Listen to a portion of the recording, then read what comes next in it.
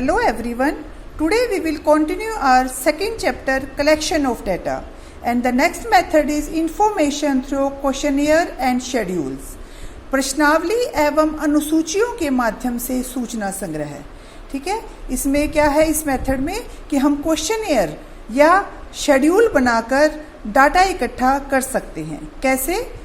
हम इसमें क्या करते हैं, एक प्रश्नावली या क्वेश्चनियर तैयार करते हैं। जैसे आपके जो मल्टीपल चॉइस के क्वेश्चन आते हैं ना, इस टाइप का एक क्वेश्चनियर हम तैयार करते हैं।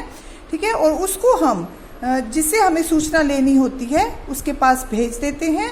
ठीक है, इसमें भी दो मेथड हैं। फिर एक है मेलिंग मेथड और second is enumerators method.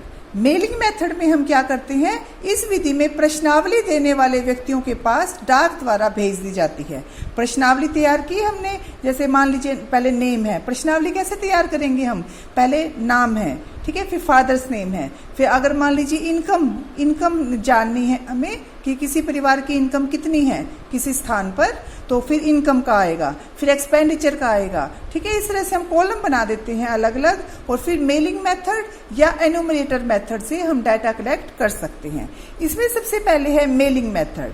Mailing method में क्या होता है, प्रश्नावली सूचना देने वाले व्यक्तियों के पास डाक द्वारा भेज दी जाती है।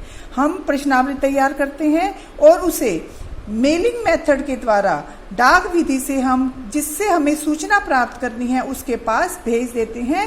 उसके उस क्वेश्चनियर में क्या होता है, सारे क्वेश्चंस होते हैं और साथ में हम उनको ये विश्वास दिलाते हैं कि जो आपने जो सूचना आप हमें भेजेंगे वो सूचनाएं हैं वो गुप्त रखी जाएंगी। और नीचे हम रिक्वेस्ट लिख देते हैं उस प्रश्नावली के नीचे कि आप इस प्रश्नावली को भरकर हमारे पास इस एड्रेस पर भेज दो। ठीक है, इससे क्या होगा, मान लीजिए हमें एक कॉलोनी के बारे में डाटा इकट्ठा करना है, हमने सब घरों में वो क्वेश्चनियर भेज दिया डाक विधि से या मेलिंग मेथड से। ठीक है, सब उस प्रश्नावली को भरकर और हमारे पास वापस आ जाएगा वो डाक विधि से, तो हमें उनके बारे में सूचना इकट्ठी कर सकते हैं, हमें सारी सूचना है उनके बारे में मिल जाएगी। तो ये होता है मेलिंग मेथड। ठीक है, इंफॉर्मेशन थ्रू क्वेश्चनियर और शेड्यूल में ये आपका मेलिंग मेथड है कि आप क्वेश्चनियर बनाएंगे, ठीक है, उसको मेल मेथड से भेज देंगे और फिर वो वापस भरकर हमारे पास भेज देंगे। तो इस विधि से हम डाटा कलेक्ट कर सकते हैं। ये वाला मेथड है वो कहाँ पर सुटेबल रहता है, जहां पर अनुसंधान का क्षेत्र विस्तृत हो। The area of study is very wide. ठीक है, and second is the informants are educated. ये भी एक मतलब कंडीशन होती है कि जिससे हम सूचना लेना चाहते हैं वो एजुकेटेड होना चाहिए। अगर वो अनएजुकेटेड होगा तो वो कैसे आपके प्रश्नों के उत्तर देगा, नहीं लिख सकता। ठीक है ना, तो इसलिए जो इन्फॉर्मेंट्स हैं वो एजुकेटेड हो, और साथ में अगर काफी विस्तृत क्षेत्र है तो ये पॉसिबल नहीं होता कि हर एक व्यक्ति के पास जाया जाए, तो वहां पर ये मेथड यूज किया जाता है। अब है merits of this method. First is economical या मितव्ययी। इस मेथड में है वो धन कम खर्च होता है, समय और परिश्रम की भी बचत होती है। एक तो आप हर एक व्यक्ति के पास जाओ और प्रश्नावली भरवाओ, ठीक है, उनसे सारी सूचनाएं लो, तो आपका धन भी लगेगा, समय भी लगेगा, परिश्रम भी लगेगा। ठीक है, लेकिन अगर हम इस मेलिंग मेथड से भेज देते हैं तो हमारा ज्यादा धन खर्च नहीं होता, समय भी ज्यादा खर्च नहीं होता। Second is original. This method is original and therefore Fairlie reliable. ठीक है, फेयर होता है ये मेथड, रिलायबल होता है। अगर उन्होंने सही सूचना दी है हमें, ठीक है, ओरिजिनल सूचना दी है, तो हमारा जो निष्कर्ष निकलेगा वो भी बिल्कुल सही निकलेगा। And third is wide coverage. जो विस्तृत क्षेत्र है उससे संबंधित आंकड़े हैं वो हम बहुत ही कम परिश्रम में और बहुत कम समय में इकट्ठा कर सकते हैं। अब है इसके डीमेरिट्स। डीमेरिट्स या अवगुण क्या क्या है इसके। First is lack of interest, उदासीनता। आपने प्रश्नावली भरकर बना दी, आपने प्रश्नावली बनाकर है वो भेज दी, ठीक है, सामने वाले को कोई इंटरेस्ट नहीं है देने में, वो अपने पास रख लेता है प्रश्नावली को, ना उसको भरता है ना वापस भेजता है, तो आपको सूचना कैसे मिलेगी, आपको इन्फॉर्मेशन कैसे मिलेगी। ठीक है, तो ये हो सकता है कि लैक ऑफ इंटरेस्ट हो या उदासीन हो जाए, जिसके पास आप क्वेश्चन है वो भेज रहे हो वो वापिस आपका जवाब ही ना दे। Second is lack of flexibility. जब हम किसी व्यक्ति के पास जाते हैं तो उसे घुमा फिरा कर काफी क्वेश्चंस पूछ सकते हैं, लेकिन जब हम प्रश्नावली बनाकर भेजते हैं तो जो प्रश्न हमने पूछे हैं सिर्फ उन्हीं का आंसर दिया जाएगा। ठीक है, और हो सकता है कि आपने 10 प्रश्न भेजे हैं तो 10 में से 8 प्रश्नों का वो जवाब दे, 2 का जवाब ना दे और वापस वो जो लेटर है आपके पास आ जाए, तो आप कुछ नहीं कर सकते फिर। ठीक है ना, तो ये इसका एक अवगुण है। Third is limited use. इस विधि का जो उपयोग है वो बहुत सीमित होता है, केवल शिक्षित व्यक्तियों से आंकड़े इकट्ठे किए जा सकते हैं।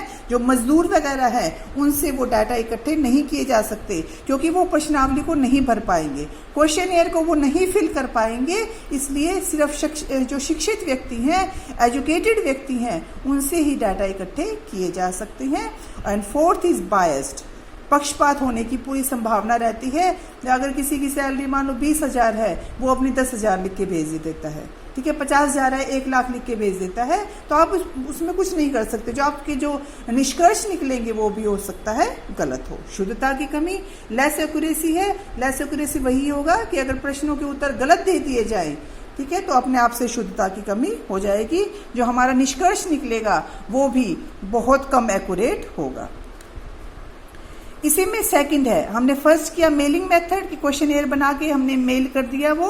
सेकंड है इसमें एनुमरेटर मेथड। एनुमरेटर मेथड में क्या होगा कि इस विधि में एक प्रश्नावली तैयार की जाती है, फिर एनुमरेटर या व्यक्तियों को नियुक्त किया जाता है। गणक होते हैं वो वे व्यक्ति होते हैं जो आंकड़े इकट्ठे करते हैं। ठीक है, वो जो एन्यूमरेटर होते हैं या गणक होते हैं वो उन प्रश्नावलियों को लेकर उस क्षेत्र में जाते हैं और फिर उनसे वो प्रश्नावली भरवाते हैं। ठीक है, तो ये विधि है, इसको हम क्या कहते हैं, एन्यूमरेटर्स मेथड या गणक विधि। अब जो ये मेथड है, अब ये कहाँ उपयुक्त रहता है या इसकी सुटेबिलिटी है वो कहाँ पर रहती है। First is field of investigation is large. जहां पर क्षेत्र विस्तृत हो वहां पर यह विधि उपयुक्त रहेगी। Second is the investigation needs specialised and skilled investigators. ठीक है, और जो जहां पर हमें बिल्कुल सही शुद्धता की जरूरत होती है, निपुण और निष्पक्ष गणक चाहिए इसके अंदर, जो अनुभवी और व्यवहार कुशल हों। ठीक है, और जिस एरिया में आप उसको भेज रहे हो, ठीक है, वहां की रीति रिवाज उनको भाषा आनी चाहिए, वहां की रीति रिवाज का पता होना चाहिए। ठीक है, तभी ये मेथड है वो सक्सेसफुल हो पाएगा। मान लीजिए आप बिहार में भेज देते हो एन्यूमरेटर्स को, ठीक है, तो उनको बिहार की भाषा आनी चाहिए। अगर उनको बिहार की भाषा नहीं आएगी तो वो कैसे आंकड़े इकट्ठे करेंगे, नहीं कर सकते ना। तो ये उपयुक्तता है, ये विधि वहीं पर उपयुक्त रहती है जहां पर ये 3 शर्तें पूरी होती हैं। फिर आता है इसके मेरिट्स कौन कौन से हैं। फर्स्ट इज वाइड स्कोप, बड़ा क्षेत्र होता है इसमें। सेकंड एक्यूरेसी, इस विधि में शुद्धता पाई जाती है। ठीक है, एक्यूरेट होता है क्योंकि योग्य, प्रशिक्षित और अनुभवी गणकों द्वारा प्रश्न पूछे जाते हैं। थर्ड इज पर्सनल कॉन्टैक्ट, इस विधि में जो गणक है वो हर एक व्यक्ति के पास जाकर प्रश्नावली को खुद भरवाते हैं। जैसे जनगणना वाले हमारे घर आते हैं ना, ठीक है, हम उसको एन्यूमरेटर्स मेथड कह सकते हैं। ठीक है, वो क्या करते हैं, एक प्रश्नावली लेकर आते हैं, हमारे से पूछते जाते हैं और भरते जाते हैं फिर। ठीक है, और निष्पक्ष होती है ये विधि और पूर्ण होती है, कंप्लीटनेस। जो हमने मेलिंग मेथड किया था उसमें हो सकता है कि जो जिससे हम सारी इंफॉर्मेशन ले रहे हैं वो सारी सूचनाओं, सारे प्रश्नों का आंसर ना दे, लेकिन इसमें अगर हम जाते हैं तो सारे प्रश्नों का उत्तर लेकर आते हैं। And next is demerits. Demerit कौन कौन से हैं इसके, कि ये खर्चीली विधि है। अब आप डोर टू डोर जाओगे, ठीक है, तो आपका समय भी लगेगा और धन भी खर्च होगा और परिश्रम भी लगेगा, तो ये अधिक खर्चीली विधि है। Second is availability of enumerators. इस विधि का ये एक अवगुण है कि इसमें योग्य गणकों की कमी होती है। इसमें हमें बहुत अनुभवी और योग्य एन्यूमरेटर्स चाहिए जो सही तरीके से प्रश्नावली को भरवा सके, क्योंकि ये एक मुश्किल काम है जो हर व्यक्ति नहीं कर पाता। And fourth is third point है इसमें टाइम कंज्यूमिंग है। ये इसमें टाइम ज्यादा लगता है क्योंकि पहले तो वो इस एरिया में जाएगा एन्यूमरेटर, फिर उनसे एक एक व्यक्ति से वो जो सारी सूचनाएं हैं लेकर प्रश्नावली में भरेगा, तो ये मेथड है वो टाइम कंज्यूमिंग है। Fourth is not suitable for private investigation. ठीक है, निजी अनुसंधानकर्ता के लिए अनुपयुक्त है क्योंकि यह विधि है वो सरकार के लिए ज्यादा उपयुक्त होती है। सरकार इस मेथड से डाटा कलेक्ट करवाती है क्योंकि ये विधि महंगी है, तो जो पर्सनल इन्वेस्टिगेशन है वो इस विधि से बहुत महंगा पड़ता है। And fifth is partial. यदि गणक पक्षपातपूर्ण हुए तो आंकड़ों में शुद्धता नहीं रहेगी। ठीक है, अगर जो एन्यूमरेटर्स है वो बायस्ड हो जाते हैं, वो कुछ मतलब जो सूचनाएं होती है वो कुछ होती है और वो कुछ लिखते हैं, ठीक है, तो गलत अगर वो प्रेजेंटेशन दी जाती है तो उसमें शुद्धता नहीं रहेगी। ठीक है ना, तो बेटा आपको ये जो मेथड है वो लर्न भी करना है और अपनी नोटबुक में लिखना भी है।